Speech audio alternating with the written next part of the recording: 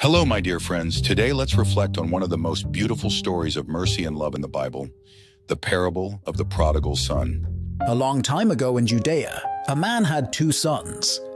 The younger son asked his father for his inheritance early. The father granted his request and divided his property between the two sons.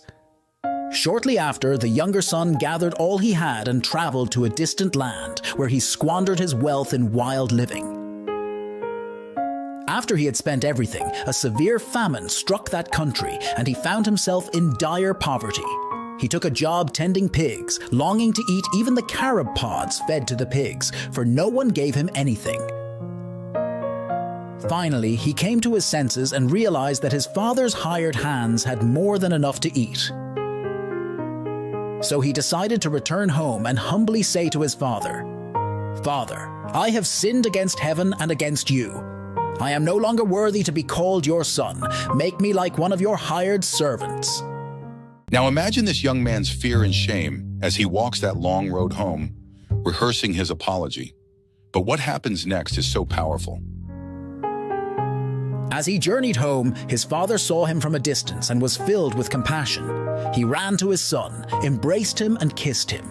The son began his rehearsed confession, but the father called for the best robe, a ring, and sandals to be brought for his returned son. The father then declared, "Let's have a feast and celebrate, for this son of mine was dead and is alive again. He was lost and is found." And let's not forget the other brother in the story, the one who stayed, who didn't leave home, who worked hard. When he sees the celebration for his brother's return, he feels hurt and angry. Why should this son, who left and wasted everything, be celebrated, he wonders. And we can understand his feelings. Sometimes it's difficult to see others receive mercy, especially when we feel we've done everything right. But here's the lesson.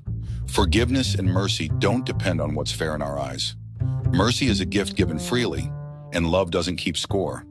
That's what makes it so powerful. True humility allows us to rejoice when someone else finds their way back, even when it's difficult, even when it costs us something, because in the end, we're all in need of that same love. The father shows both sons his love in different ways. To the son who strayed, he gives forgiveness and a joyful welcome home.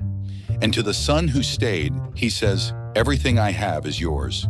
This story teaches us that God's love has enough room for all of us, no matter where we are in our journeys.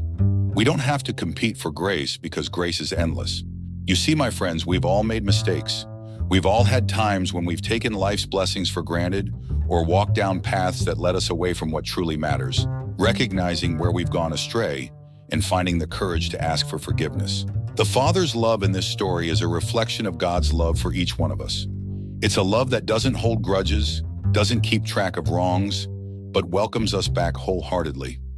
Imagine if we could extend that same kind of love to those around us. How different would our families, our friendships, our communities be if we learned to forgive and welcome each other back without hesitation? My friends, thank you for joining me today.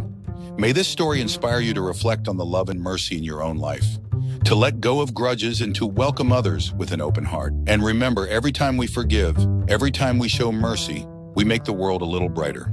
Until next time, take care and God bless you.